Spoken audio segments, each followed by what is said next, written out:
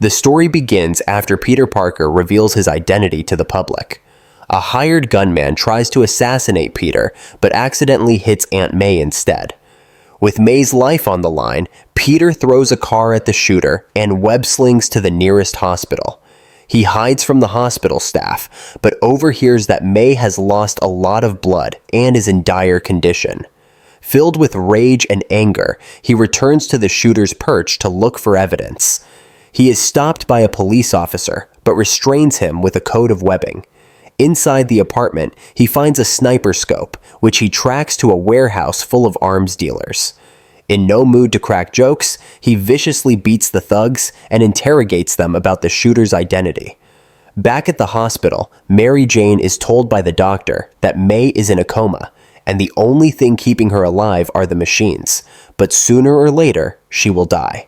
A frustrated Peter heads to a building he never thought he'd visit again, and recovers a cloth version of his black costume. Vowing to get vengeance for his aunt, Peter interrogates countless gun dealers until he finally finds out the shooter's name. Peter tracks him down to Grand Central Station, carefully scanning the crowd for his target.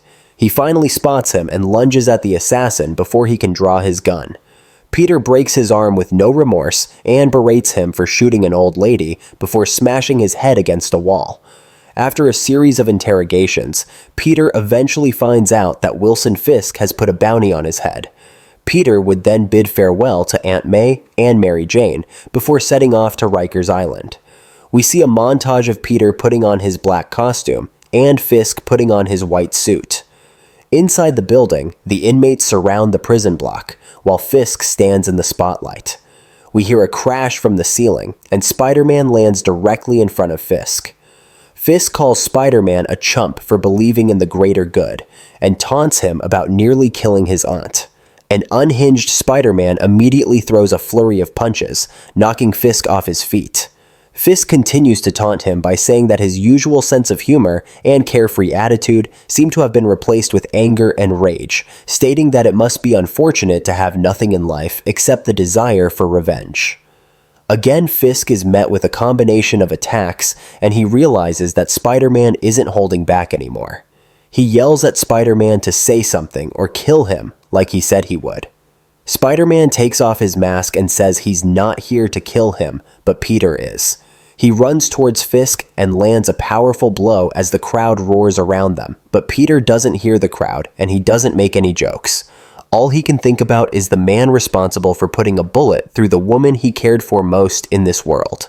After handing a vicious beatdown, Peter tells Fisk that even with all his money, he has no real powers, and that he's just a fat man with an attitude, a balloon waiting for someone to stick a needle in. Fisk lunges at Peter, but Peter takes him down with a single punch.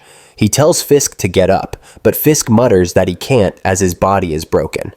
Peter grabs him by his skin and threatens to pour a stream of web fluid down his throat, filling his esophagus and lungs with webbing, which would suffocate him within seconds.